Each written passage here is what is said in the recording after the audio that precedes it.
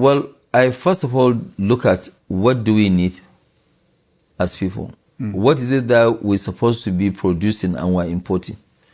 So we do what you call backward integration, which means what we are importing now, we produce it. We produce what we need.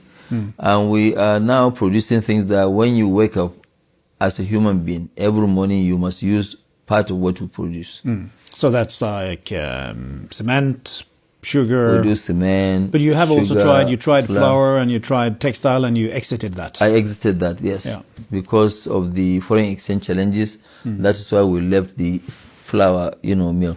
But today, we are very, very good in terms of exports.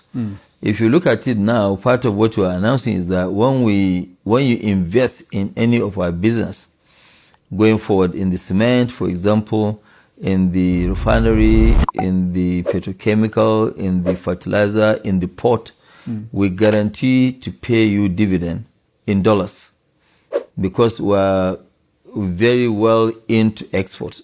80% of our revenue will be in dollars. So that is why we are now saying that, look, yes, you can have a choice if you want. For locals, we can pay you in Naira. If you don't want Naira, we want to de-risk. Because most foreign investors sometimes, when they invest in a company, what actually matters to them is that when they get their dividend, it's difficult to also get money to buy and remit your money. But we have addressed that issue. We are saying that, look, invest. And you generally reinvest the money back into the business? Oh, all our business. Because if you look at Dangote Industries, right from inception to date, we have never ever paid any dividend. If we are going to get dividend, we only get it from companies that we listed.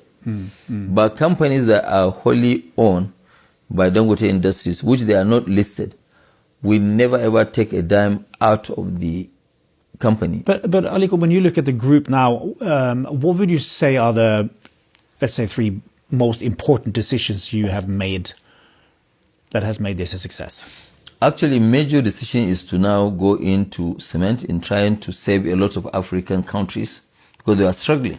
Cement was selling for $250 a ton in countries like Zambia, in Congo, Brazzaville, in Nigeria. You have to pay and wait for 3 months. So we realized that, look, people who are in cement, they are not really serious about making cement available. So we now came in and we have now invested heavily. And you're in 14 countries in cement? We're in 14 countries. Yeah. Now again, when you look at, oil, in Africa, we have a lot of countries that they produce oil, but they don't refine. So they export the crude oil and now they import the products. And importation costs a lot of money. It actually goes deep into our own reserves. So when I look at Nigeria, for example, today, I say, okay, fine. But we've been having fuel queues for 52 years. Sometimes people used to stay at field. During Christmas, you might have to go and queue for 2 days trying to buy fuel for a country that produces oil. And we have tried government refineries. They are all destroyed. They are not really doing well. So we said, okay, fine. Let me take this bold decision. So then you decide, I'll make a refinery. I decided that I'm going to make a refinery. And let's make the biggest. The biggest ever. In the world. In the world. Ever. In the world. Right. 50% more than the biggest.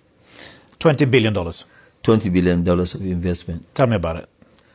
So we started with that. We launched the project in 2013. We have had issues of the land for 5 years. One land, 3.5 years, the other land, 1.5 years, that we have not been able to get even access to it. All this will be blocked by what you call the mafia in oil business to make sure that we don't come and address these issues. But we were not deterred at all. We were actually focused. We knew what we were doing. And Nicola, when we started, right, the exchange rate of Naira was 156. We even got up to 1,900. But we still went ahead. We had to build our port because there was no port in the country that could take those heavy equipment. One piece was 3,000 tons. We have another, which is the regenerator. Then we have another piece, which is the crude distillation unit. That one is 2,700 tons. So we have almost about 30 of these equipment, and we built the refinery importing most of these preheaters and in modular forms. So you have to build a harbor, you have to We build have roads, to build roads, we have to do water. Water is 440 million liters of water, which is treated water.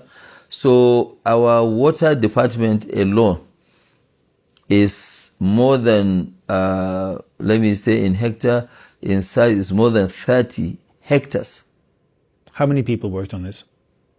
67,000 people worked on the building of the refinery, and it took us. This is a size. That's the size of the town where I grew up.